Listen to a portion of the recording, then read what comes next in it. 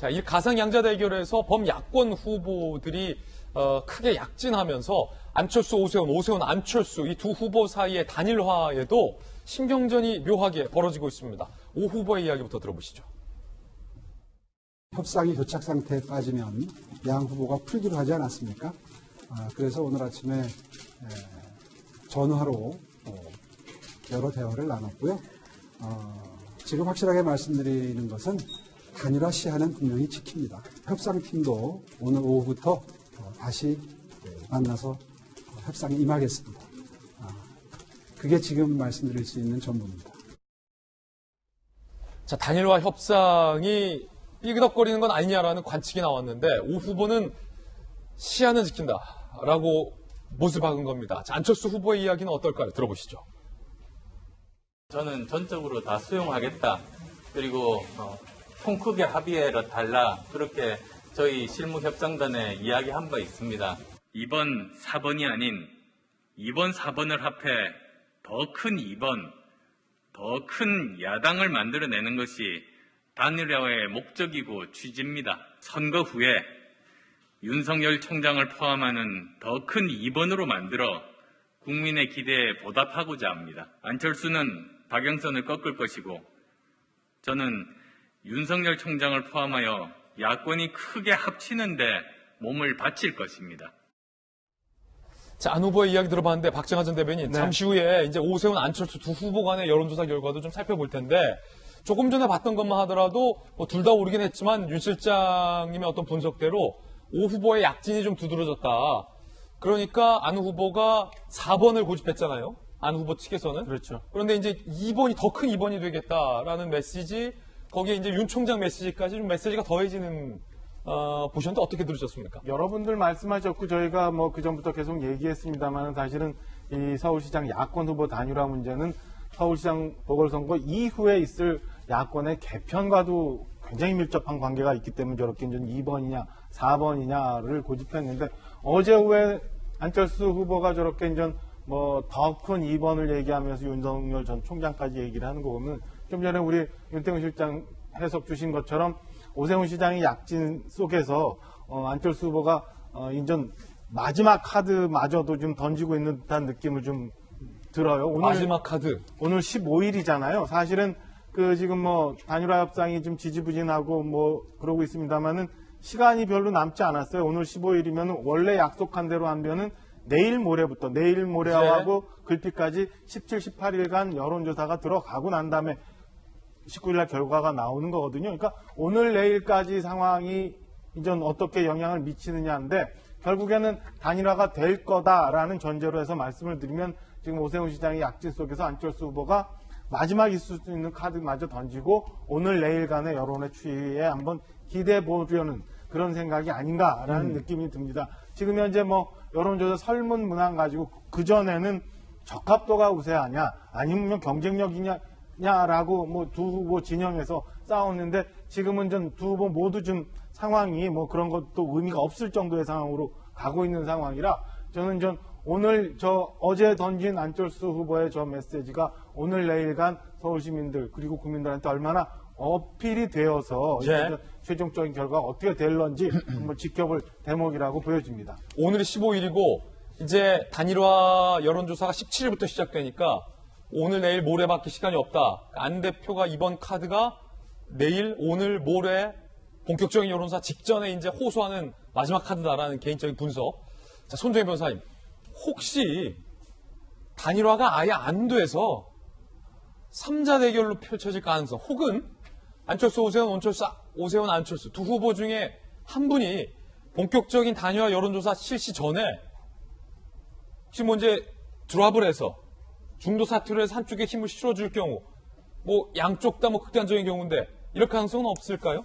종전보다는 상대적으로 그럴 가능성이 낮다라고 볼 수밖에 없는 게 단일화가 되지 않았을 경우에는 사실 정치적 책임을 굉장히 크게 져야 되는 상황으로 빠질 수 있습니다. 네. 특히 안철수 후보 측에서 정치적인 어떤 책임감이나 부담감이 더 높은 상황이다 이렇게 말씀드릴 수밖에 없는 것이 과거에도 그런 관련된 전례가 있어서 단일화하지 못해서 패배했다라는 여러 가지 이제 비판을 들어왔고 이번에는 단일화하겠다는 강력한 의지를 두 후보 측에서 여러 번 설파를 했었기 때문에 때문에 예. 사소하고 지엽적인 예를 들면 여론조사 방식이라든가 학문 어떤 학문으로 할 것인지에 대한 문항에 대한 다툼으로 만약에 단일화가 안 된다라고 했을 때는 정치인에 앞서서의 미래행보에 굉장히 빨간불이 켜질 가능성이 있고 특히 야권의 여러 가지 정치적인 혼란 상황에 대해서 모두 다 혼자 그 책임을 뒤집었을 가능성이 있기 때문에 어느 정도는 단일화 가능성을 높게 보고 하지 않을까 생각이 드는데요. 문제는 변수가 많이 생겼다는 겁니다. 사실은 오세훈 후보가 되는 과정에서도 반전이 있었다. 우리가 나경원 전 원내대표가 승산이 더 있을 거라고 본 분들도 있었는데 그걸 뒤집어서 또 후보가 됐고 또 여론조사가 며칠 사이에 굉장히 요동치고 있는 상황이거든요. 두 후보 측의 아주 치밀한 전략과 치밀한 어떻게 보면 불안감이 지금 현존하는 상황에서 어떻게 여론조사 방식을 합의를 할지 그리고 어떤 방식으로 뭐 토론회라든가 세부적인 일정을 정할지 좀 지켜봐야겠습니다. 예. 자, 지금 17일부터 단일화 여론조사 시작되기 때문에 시간이 얼마 없다는 거예요. 오늘, 내일 모레 3일밖에 시간이 없는데 어떻게 두 후보 간의 이제 단일화 협의회가 이룰지 아니면 지금처럼 단일화를 두고 계속 공전을 할지 좀 지켜봐야 할 것 같습니다. 자, 그렇다면 두 후보 간의 단일화를 위한 여론조사 결과도 발표가 됐는데 함께 살펴보시죠. 자, 지금 선거가 얼마 남지 않았다. 지금 여야 모두 후보의 어떤 단일화 과정 중에 있는데 여권의 단일화 일정보다는 야권의 어떤 단일화 내부에서 좀 뭐랄까요, 파이가 더 크다라고 볼 수 있겠고, 자, 지금 현재로서는 두 후보의 어떤 단일화 실무 협상이 원활하게 이루어지지 않고 있는 그런 상황이라 두 후보 모두 다 단일화를 위해서 후보들이 지금 발벗고 나선 상황이다. 자, 그 가운데 야권 단일 후보 적합도 여론조사 결과입니다. 오세훈 36.8, 안철수 31.3, 오차범위 아닙니다.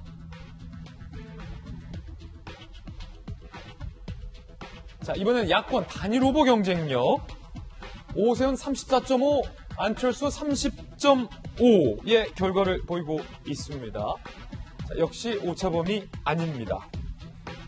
윤통호 실장님, 경쟁력으로 물었을 때와 적합도로 물었을 때의 결과 보셨습니다. 물론 둘 다 오차범위 아니지만 아주 예전에 안철수 후보에 비해 오세훈 후보가 여론조사에서 늘 뒤지던 때와 지금 상황은 그 추세가 확연하게 180도 바뀐 듯한 느낌도 드는데 어떻게 보십니까?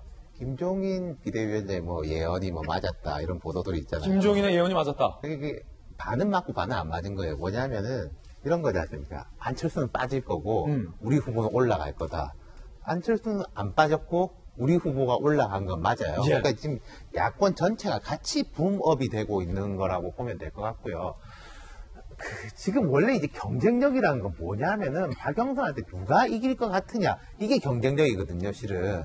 근데 둘 다 이길 것 같다 이렇게 되면은 그 경쟁력이라는 게 별로 그 변별점이 사라지는 것이고 이제 약간 이 판 흐름이랄까 해석이 바뀔 수가 있는 것이 자 애초에 이제 오세훈 후보가 적합도에서 조금 우위일 것이다라고 봤던 것은 보수의 정통성, 제1야당을 얻고 있고 뭐 이런 부분이고 경쟁력이라는 거는 대박영선 경쟁력은 안철수가 높을 것이다라는 건데 프레임이 좀 바뀌고 있는 건 보여요. 그러니까 오세훈 후보도 경쟁력에서 내가 모자랄 게 뭐냐라는 것이고 이제 안철수 후보가 말하는 적합도라는 거는 이런 쪽의 각도인 거죠.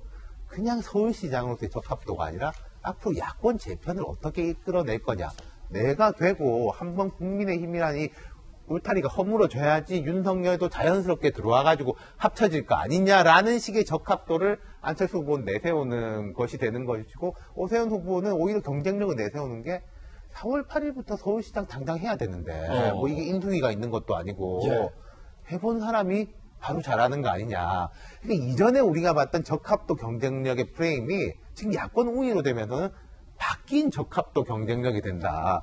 지금 뭐 양측이 이제 치열하게 수싸움을 벌이고 있는데 제가 볼 때는 한 반반으로 갈 가능성이 높지 않을까. 그리고 조금 더 말씀드리면은 통계적으로 볼 때는 여론조사에서 예를 들어서 이 오차 범위 내외에 있는 거 가지고 누가 이겼다 졌다라고 말하는 건 사실은 말이 안 돼요. 하지만 왜 저렇게까지 하느냐.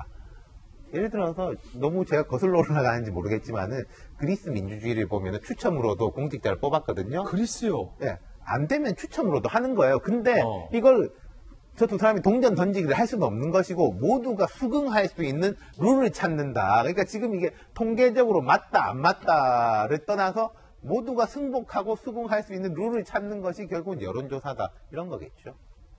과거 요 며칠 전까지 이 조사가 나오기 전까지만 해도 사실은 적합도로 할 거냐 경쟁력으로 할 거냐가 굉장히 중요한 변수가 됐는데 지금은 두 후보의 적합도와 경쟁력이 다 여당 후보를 앞서는 것처럼 되어 있고 오히려 지금 후보의 경쟁력마저도 지금 오세훈 후보가 굉장히 피치를 올리면서 올라가는 바람에 이제 상황이 복잡해졌어요.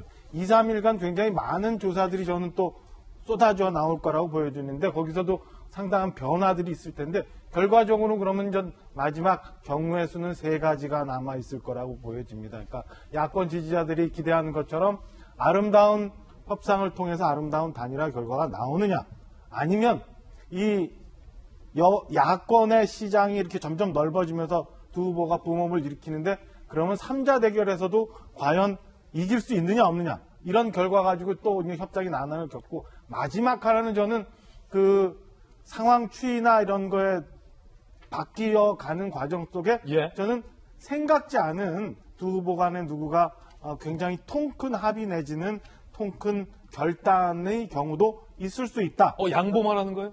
저는 뭐 그런 상황도 있을 수 있다라고 생각을 합니다. 그러니까 앞서 두 가지는 늘 생각할 수 있는 방법인데 저는 이렇게 상황 변화가 쭉 가는에 따라서 어느 한 후보는 굉장히 그 상처를 정치적 타격을 받을 수 있는 상황이 오거든요. 그러니까 그거를 막기 위해서 저는 통큰 합의와 통큰 결단을 통해서 단일화의 최종 결론이 나올 수도 있는 경우의 수도 이제는 요 3일간에 남아있다라고 말씀드리고 싶습니다. 제가 조금 첨언하자면 뭐 이런 데 경험이 좀 있지 않습니까? 예.